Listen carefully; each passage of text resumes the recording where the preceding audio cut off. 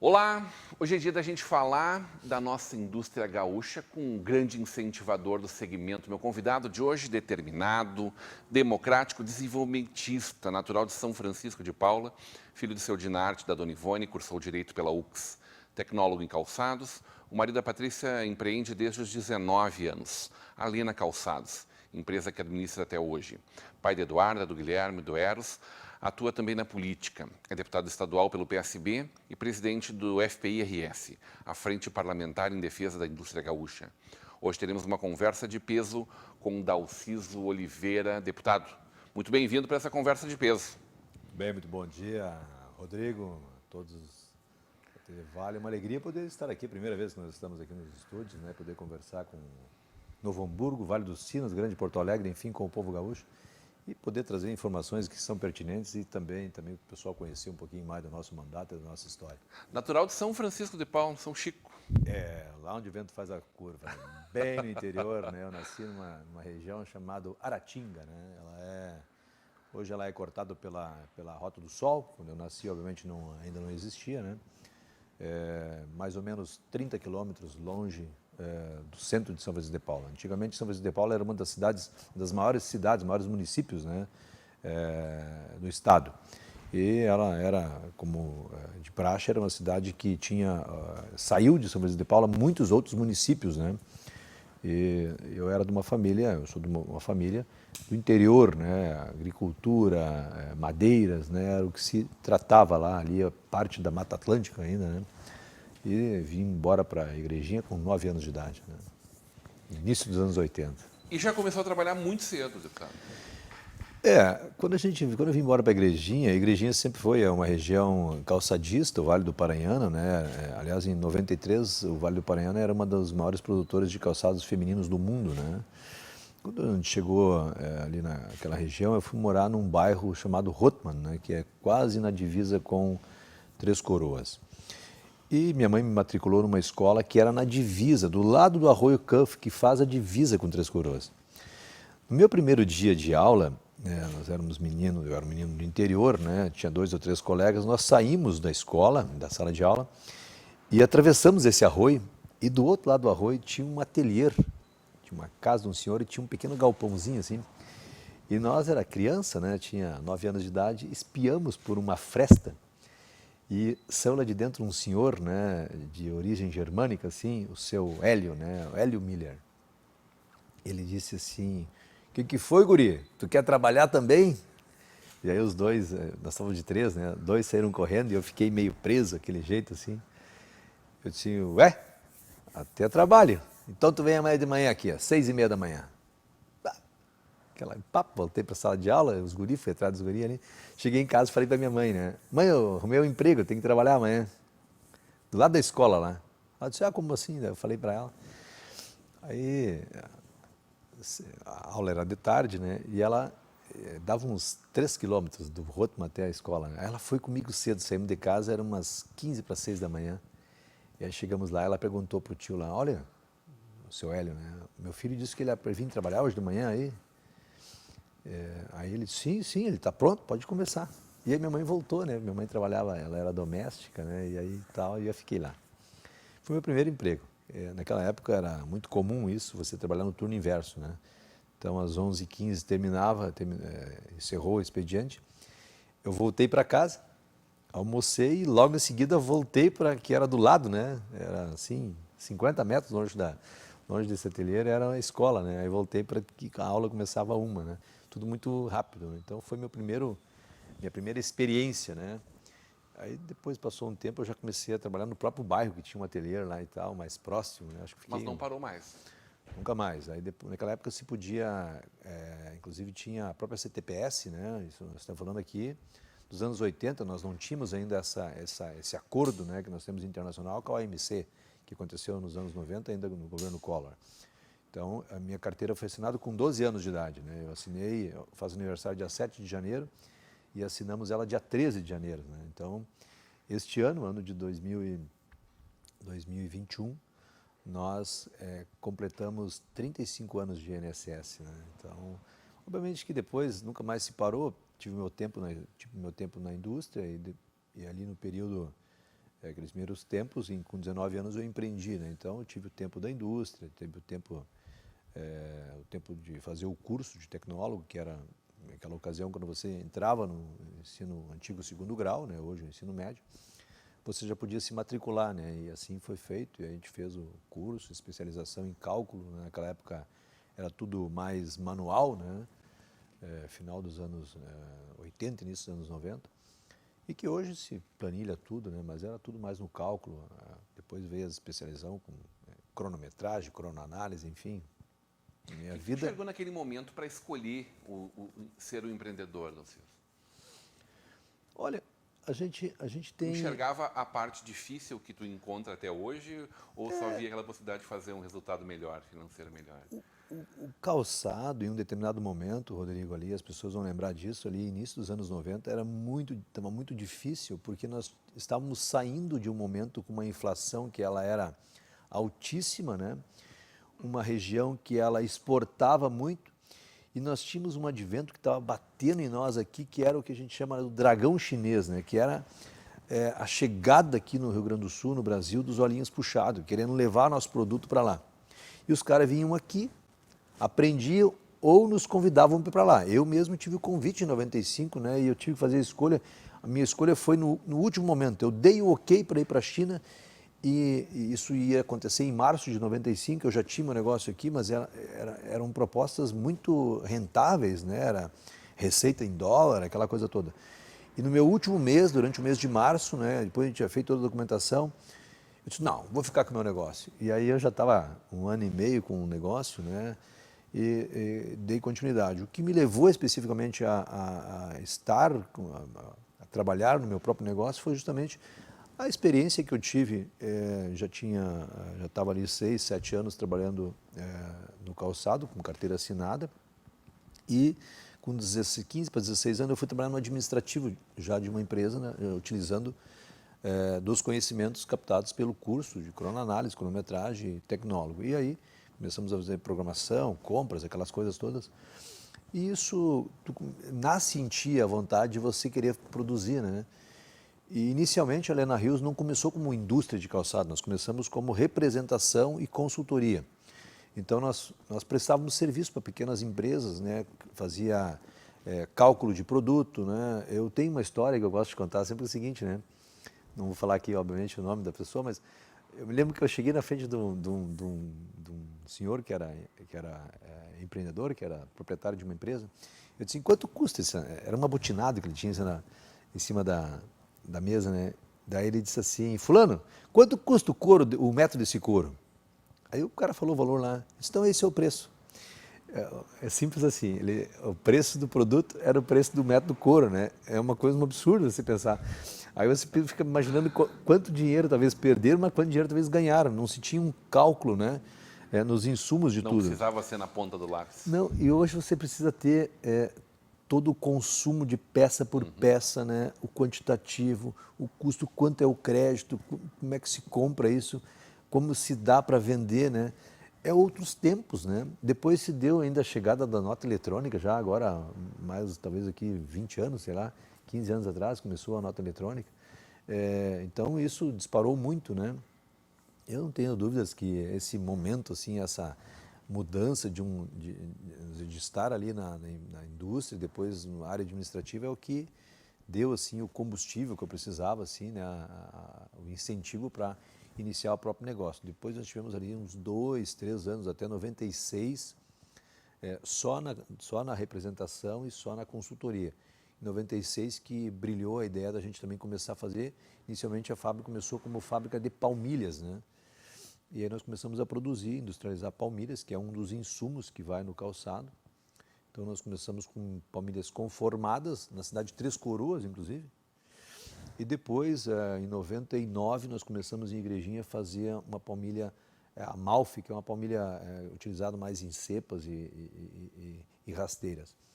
E aí isso já em Igrejinha. Depois, em 2002, na verdade, que nós começamos, em 2003, que nós começamos os primeiros modelos, né, propriamente, então 10 anos depois que nós começamos a produzir calçados. E aí foi levando esses 3 negócios junto, palmilhas, calçado e representação, até 2006. Em 2006, nós decidimos que nós não iríamos mais representar. Então ficamos mais um ano na representação até poder entregar todas elas, né? E depois, em 2010, nós fechamos as fábricas de palmilha e demos continuidade só para o calçado e é o que estamos fazendo até hoje. Quando é que a política começa a fazer parte da tua vida? Em 96, 97, eu fui convidado para ir numa reunião de um CTG. O que acontecia? Nós começamos a fazer um CTG no bairro que eu tinha o escritório, quando eu abri o escritório em 93. Em 94 eles queriam abrir um CTG. E eu comecei a ajudar lá e tal. E aí passou uns 2 anos, me convidaram para participar de uma outra reunião lá, e eu não era dessa patronagem, eu só ia lá, eu gostava de dança e dava aula de dança, né, de salão. E aí me convidaram para participar da associação do bairro lá. Aí tinha a parte do pessoal que era a associação de moradores, né, e tinha a parte que cuidava da parte do pessoal do esporte. E aí eu assumi a presidência desse time, vamos dizer assim, né. E aí eu estava um ano ali, a gente fez algumas alterações e tal.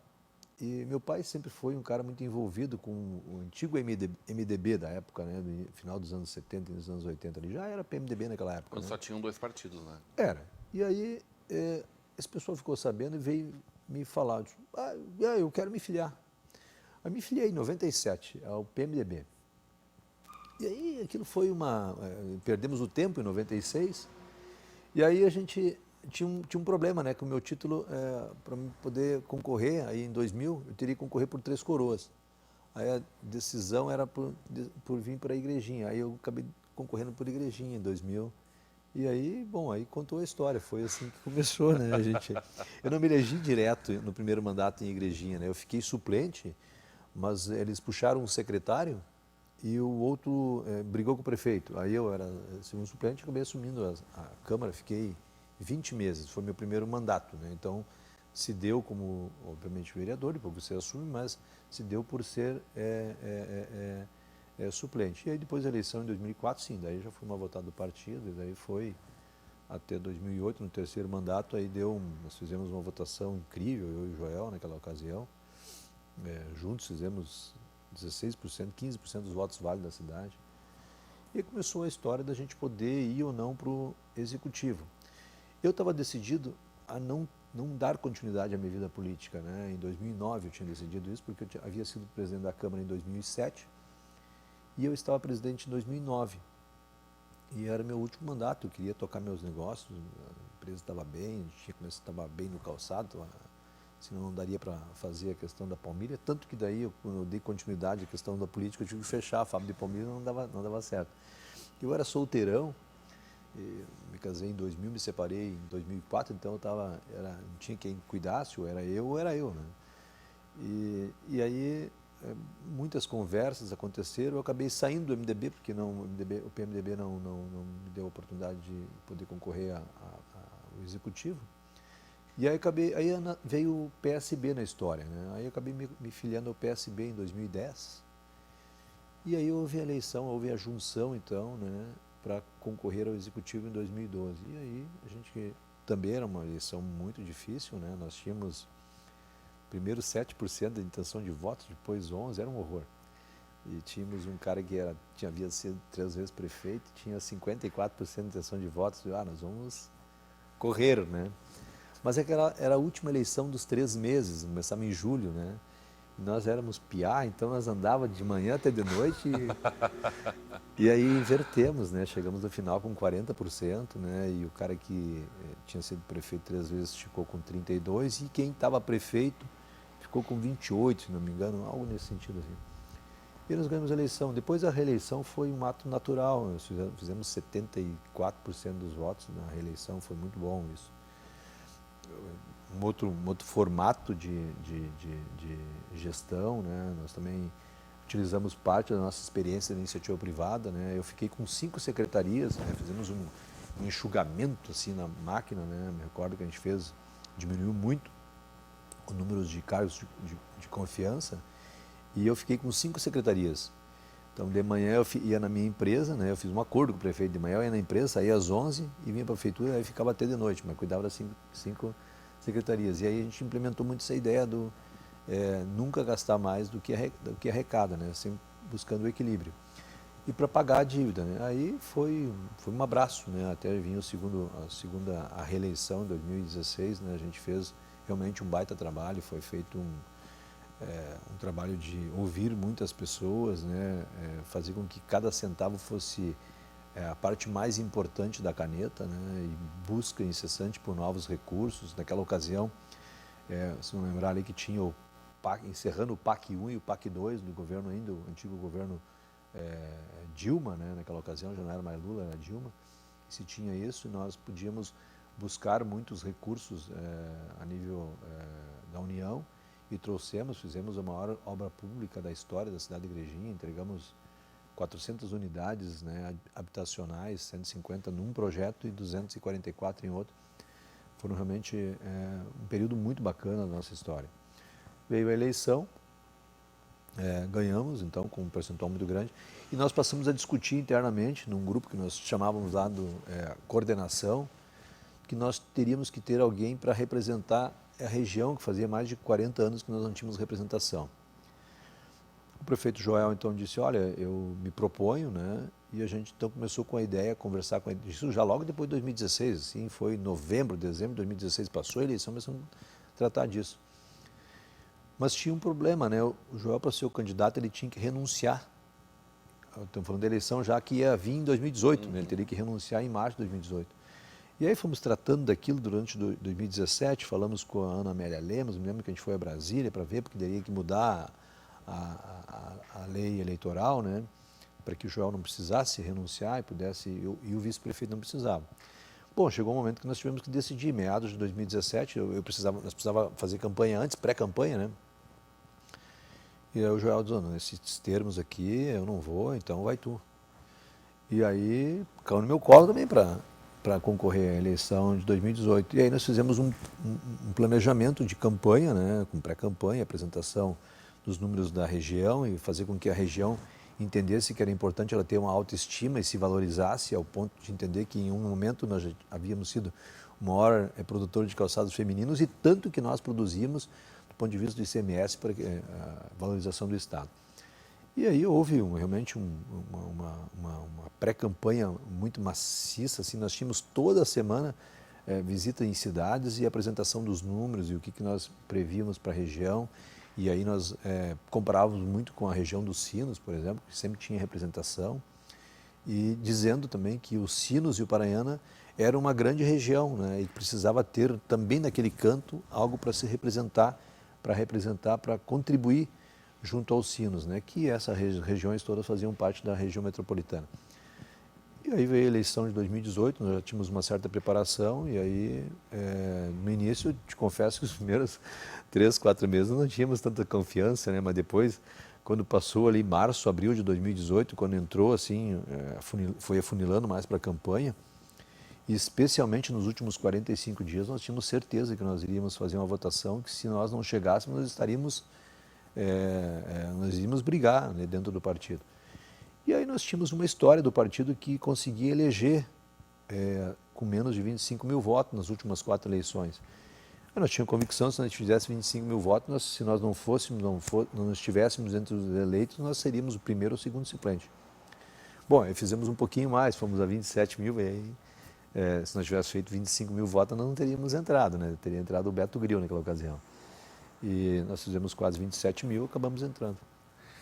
E aí é o único deputado industrial da nossa Assembleia Legislativa? Entre os 55? Isso eu não sabia, fiquei sabendo depois, né? Coisa louca. A Assembleia Legislativa... Como é pouco representativo de todo o Rio Grande do Sul a nossa Assembleia Legislativa. Vamos conversar sobre isso e essas pautas que tu vem defendendo nos últimos 2 anos e meio, na volta do intervalo. Hoje numa conversa de peso com o deputado Dalciso Oliveira.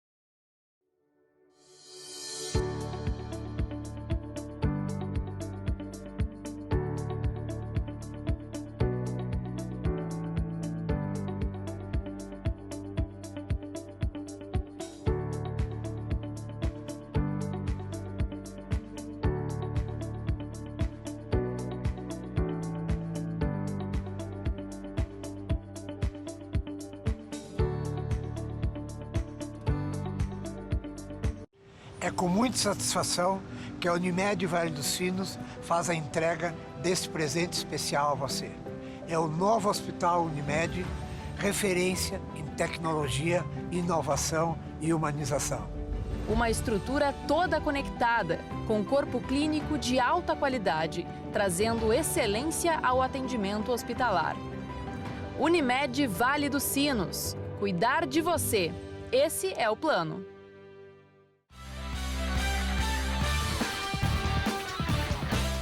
De volta para uma conversa de peso, hoje recebendo o industrial e deputado estadual Dalciso Oliveira, num oferecimento de Sicredi. Juntos construímos comunidades melhores. Faculdade INH, aqui você vive o conhecimento. Mercator Feiras e Eventos, a gente tem um encontro marcado na Zero Grau, no Serra Parque, em Gramado, em novembro. O deputado Dalciso fatalmente vai estar lá também. E o apoio de Locofer, fechaduras e acessórios. Estaremos na Zero Grau, prestigiando o Fredão e todas as indústrias do nosso estado e fora do estado, né, deputado? Feliz por voltar de novo a Zero Grau, Amém. acontecer, né? E talvez assim um pouco triste, talvez porque nós não tivemos a SIX, né? Assim, com todo o implemento que podia se ter. Aliás, o Rio Grande do Sul tem sido protagonista nesse contexto, né? Já no ano passado, quando precisou voltar aos eventos, eu quero aqui, inclusive, mandar meu abraço aqui para o Fredão, que ele esteve junto conosco no governo. Foi a primeira feira que nós realizamos, né? Dentro da pandemia, foi a Zero Grau no ano passado, ainda em Gramado. Depois nós não conseguimos fazer a SIX por uma questão óbvia, estava na bandeira preta aqui no Rio Grande do Sul, e agora retomando. Então o estado do Rio Grande do Sul tem um protagonismo muito grande, especialmente porque é uma feira do nosso setor, da nossa região, do saber fazer do Rio Grande do Sul, essa cultura que tanto governos passados tentaram levar para outros estados, em que pese que tenham levado parte, mas eu tenho certeza e convicção que o saber fazer, a cultura de fazer calçado está aqui no Rio Grande do Sul. Os primeiros Schumachers que chegaram aqui em São Leopoldo há mais de 100 anos atrás nos ensinaram muito, e nós temos esse expertise de poder levar para o Brasil, para o mundo, o nosso saber fazer. E aí são 55 deputados estaduais, é isso? 55. E apenas um industrial, e é da área do calçado.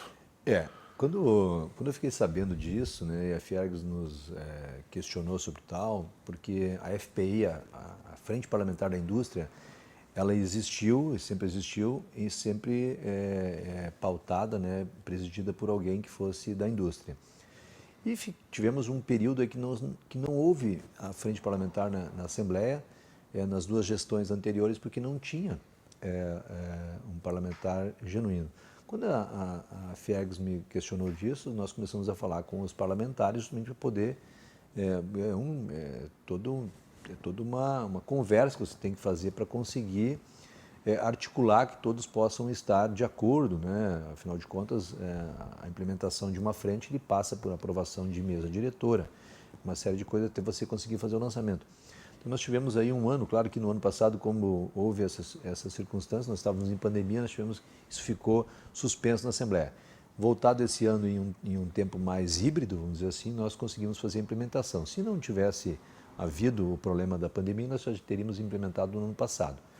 Antes disso, nós implementamos a Frente Parlamentar em Defesa do Setor Coreano Calçadista já no início de 2019, né? Como alguém que colheu, aliás, bons frutos, né? Eu diria para ti que foi aquilo que... E eu falo aqui com tranquilidade. Se eu tivesse que ter ido embora no dia 31 de dezembro de 2019 e largado o mandato de deputado, eu largaria, porque foi a maior conquista do mandato e certamente também, falo aqui com muita tranquilidade, dos últimos 25 anos para o setor. Um setor que vinha sendo pressionado, e muito pressionado, pela falta de competitividade. Nós tínhamos aqui uma indústria que produzia com 12%, e como é que funcionava isso, né? Você produz, você faz a venda com 12%, e a sistemática de cálculo naquela ocasião, a apuração do crédito ICMS, se dava pela compra dos insumos, e o crédito desses insumos você colocava lá na sua planilha, tanto de cálculo do produto, quanto na implementação na hora de você fazer a apuração. Ou seja, aquilo que você vendia, o débito, e desse débito você creditava o teu crédito dos insumos. Então, se você faturava 1 milhão, você tinha 120 mil para pagar de ICMS, exceto, óbvio que daí você tinha que subtrair dali os teus créditos por ocasião dos insumos que comprava. Esse era o formato anteriormente. Hoje nós temos uma alíquota efetiva de ICMS de 4%. Santa Catarina é 3%. E que talvez seja o sonho nosso fazer isso. Nós firmamos com o governo e com a Receita Estadual, fizemos uma espécie aqui de pacto do setor para que a gente possa aumentar o número de pontos de trabalho, de postos de trabalho, e aumentar também, com isso nós podemos aumentar a geração de renda. Claro que nós tivemos nesse período, né, desde a implementação, tivemos toda a pandemia. Então nós tiramos fora o ano de 2020, quer dizer, suspendemos o período nesse contexto. Mas hoje a gente consegue produzir, fazer um produto, vou dar um exemplo, um produto que custa R$50, a grosso modo, R$ 49,90 o fabricante vendia, hoje, sem mudar nenhum dos insumos e produzindo aqui, tu vai vender ele a 46. As pessoas que estão nos assistindo e entender, tem um negócio chamado markup. Markup é o quociente que você usa para venda de dilatação, para vender no centro do estado, em qualquer local. O produto de R$50 multiplica por 4, 200, R$ 199,90 é quando você vai comprar no shopping lá. Quando você vende a 46, multiplica por 4, nós estamos falando de 189, 179. Então, a pergunta que você tem que fazer para você é o seguinte: qual é o produto que você compraria? O de 199 ou o de 179?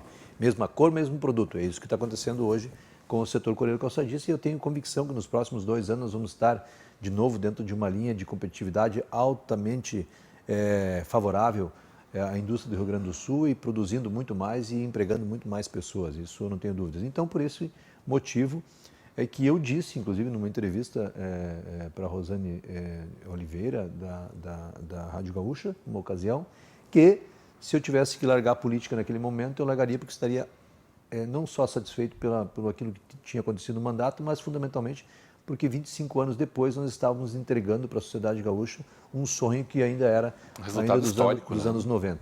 Exatamente. Um resultado histórico, né? Exatamente. E que, diga-se de passagem, serviu também para outras indústrias, né? Claro que a do calçado para nós é mais importante. Isso é importante. E acho que foi a mais mas o que o Rodrigo fala é importante, que nós conseguimos implementar ali, aí com o apoio de outros colegas deputados, outros setores, cereais, estruturas metálicas, microcervejeiros, também eletrônico, Isso, eletrônico, com alíquotas efetivas. Alguns, quase todos eles com 4%, aliás, todos eles com 4%. E tirando, então, essa nova sistemática, não existe mais a apuração por ocasião do crédito na compra do insumo.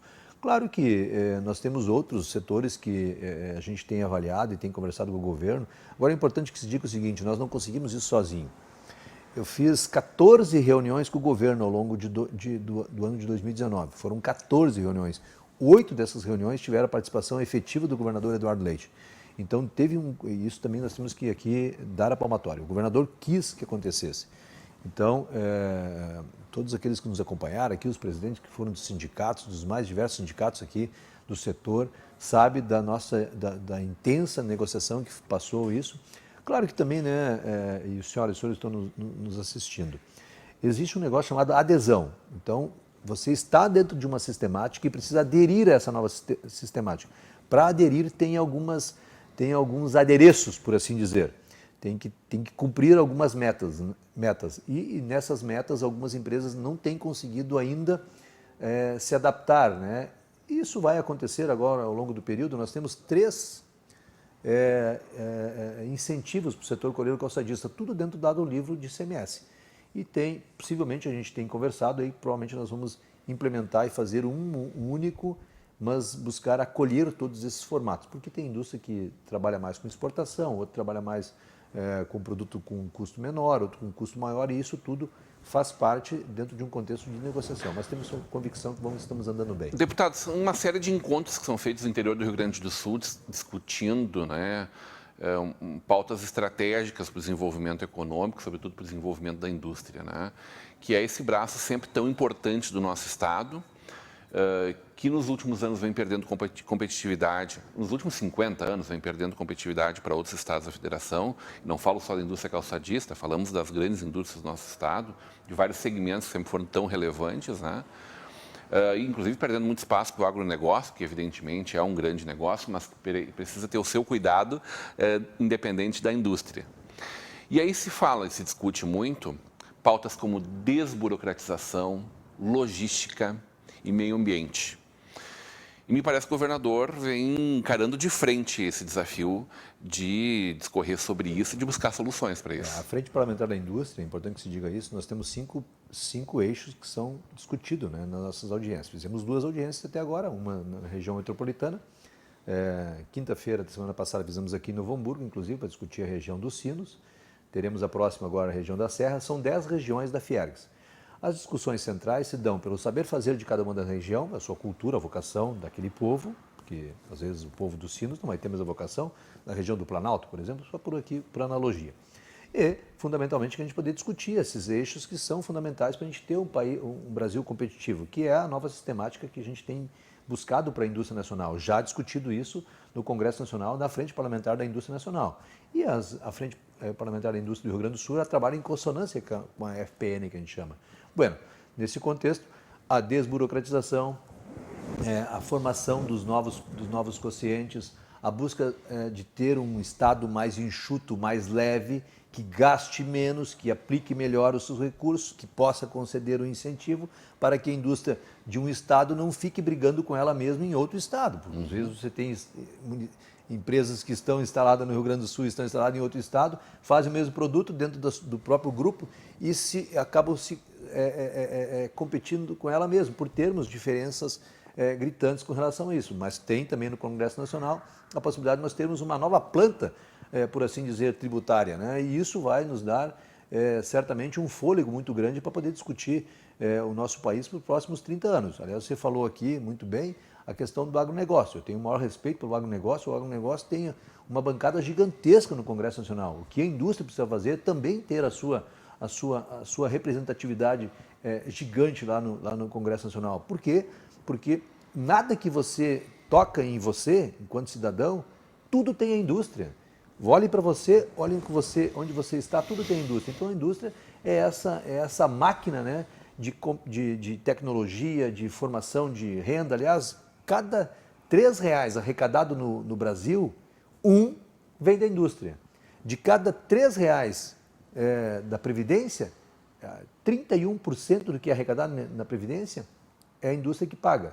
Então, isso mostra a tamanha a força da indústria. Agora, não podemos comparar uma indústria que nós tínhamos lá no meados dos anos 80, que nós estávamos saindo daquele negócio ali, da grande lavoura, como se dizia naquela ocasião, né, e nós passamos a perder percentual do nosso PIB, e hoje nós estamos com um PIB um pouco mais de 20%, 21,9% do PIB nacional.